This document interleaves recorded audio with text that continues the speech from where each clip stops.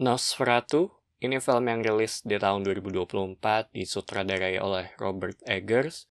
Dan ini salah satu film yang gue tunggu, akhirnya rilis juga di Indonesia ya. Gue nonton di versi IMAX. Dan untuk sutradaranya sendiri, gue tuh belum pernah nonton The Witch, tapi masuk di watchlist gue. Lighthouse gue baru nonton setengah, cuma gue udah nonton The Northman. Sebelumnya, gue juga belum pernah ngeliat ya versi Nosferatu originalnya. Jadinya, gue nggak tahu banyak dari sisi plotnya akan menjadi tipikal film yang seperti apa. Tapi dari sisi ekspektasi, ya terhitung nggak terlalu tinggi karena balik lagi takut kecewa. Sedangkan dari sisi cerita tentang hubungan seorang wanita dengan vampire yang menimbulkan suatu masalah. Kurang lebih seperti itu dari sisi plotnya. Dan setelah gue selesai nonton, ini lumayan ngebuat gue surprise ya. Soalnya gue kan nggak ngeliat trailernya, jadinya ketika filmnya tuh dimulai, terhitung ngebuat gue kagum dengan sisi direction yang mereka pilih. Terutama dari sisi visualnya ya, yang langsung kelihatan proper banget, atau bisa dibilang jadi salah satu aspek yang diperhatikan banget gitu. Cuma nanti gue akan bahas lebih dalam dari sisi ininya. Tapi secara cerita, film ini tuh tipikal film yang mengambil waktu untuk ngebangun semuanya, di mana dibuka dengan sedikit gambaran mengenai hubungan sang wanita dengan sosok ini, yang menurut gue dibawain secara unik. Baru dari sana mulai masuk ke pengenalan karakter serta tujuan mereka. Sebenarnya terhitung bukan film yang rumit ya. Bisa dibilang simple bahkan dalam konteks yang bagus.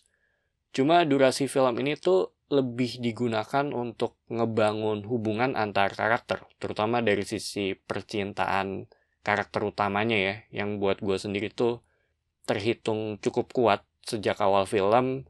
Bagaimana sang suami perlu untuk pergi, namun di sisi lain sang istri berusaha untuk menjaga suaminya agar tetap di sisinya gitu karena suatu hal.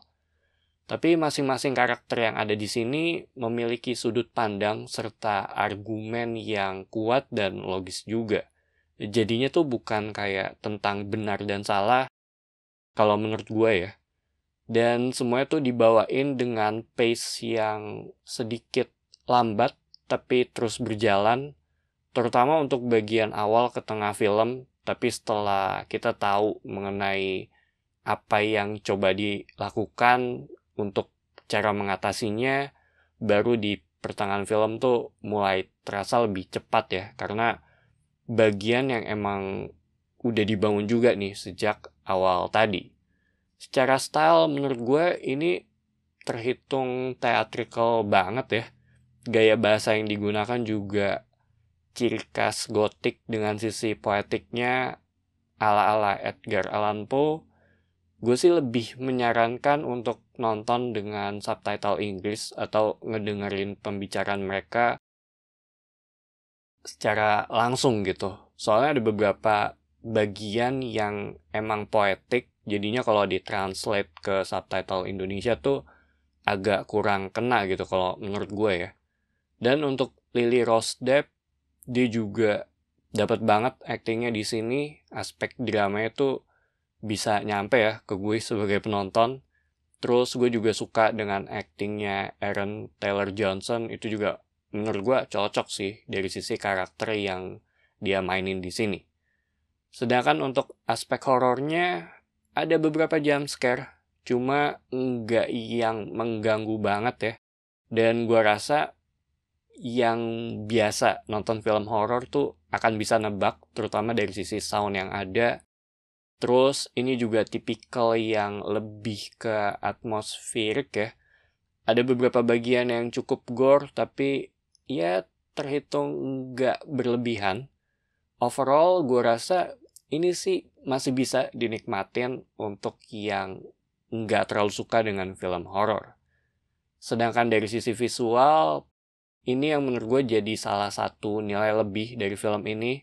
Enak untuk dilihat, color palette-nya juga gue suka antara hitam, abu-abu, dan putih. Cuma ada satu scene di mana si Willem Dafoe dia menggunakan coat dengan warna yang beda sendiri, yang buat gue sih ini kayaknya sebagai penanda ya dari sisi karakternya. Permainan siluetnya juga dapat dari sisi karakternya Orlok, dan banyak shot yang diem di satu titik, cuma gue nggak tahu bahasa propernya apa ya. Untuk soundnya buat gue ya terhitung oke aja gitu. Dan kalau ngomongin dari sisi tema yang dibawa, menurut gue ini tentang takdir, cinta, dan pengorbanan gitu.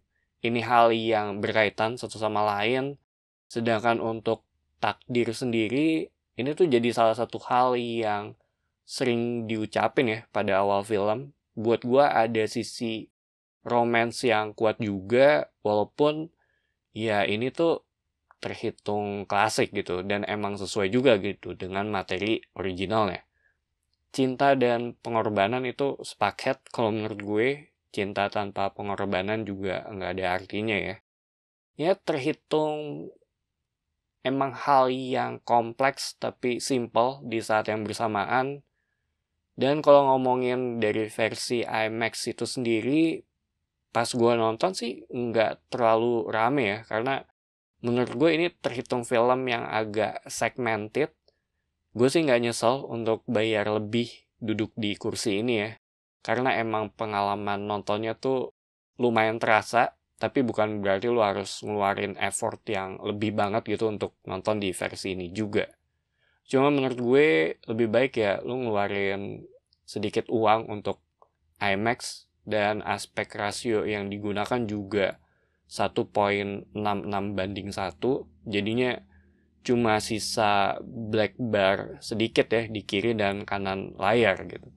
Untuk IMAX digital ya, yang menggunakan aspek rasio 1,90-an something gitu, dimana feeling gue sih mayoritas yang ada di Indonesia ya menggunakan aspek rasio ini. Cuma untuk soundnya, ini yang menurut gue emang gak begitu kuat ya kalau dibandingin dengan film-film yang biasa gue tonton di versi IMAX. Bisa dibilang gue bayar lebih ya untuk aspek visualnya aja gitu dari film ini. So, Nosferatu ini film yang bagus, gue suka dengan endingnya.